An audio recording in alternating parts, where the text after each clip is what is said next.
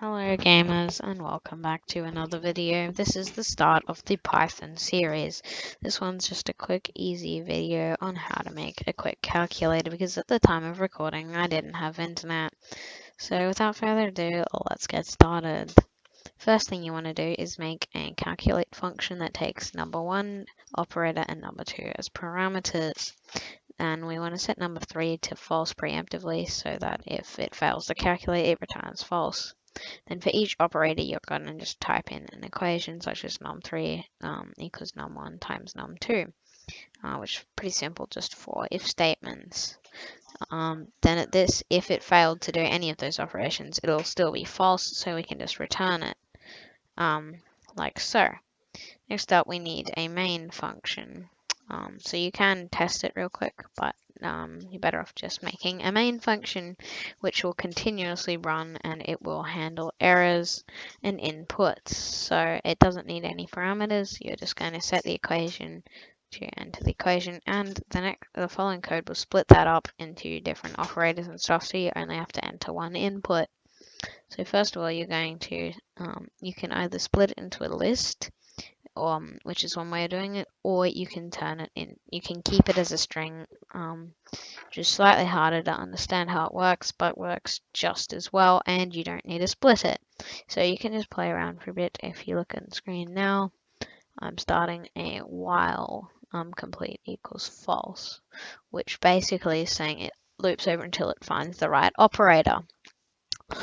So right here I'm going to actually change that to for operator in operators, which basically loops over the operators and then it checks if it's in the equation.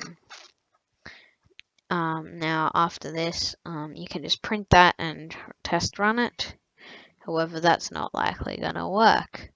So therefore, print the equation. As you can see, it'll split it on the space.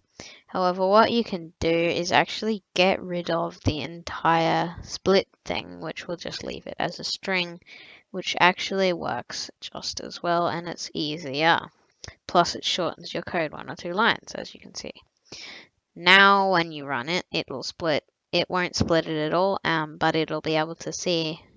So you set a variable OP to operator, which is your final operator. That's the one you're going to pass into the calculate function. Then to calculate num1, you just split the string by the operator, and you get the first and second iteration of it, which is pretty nice. Then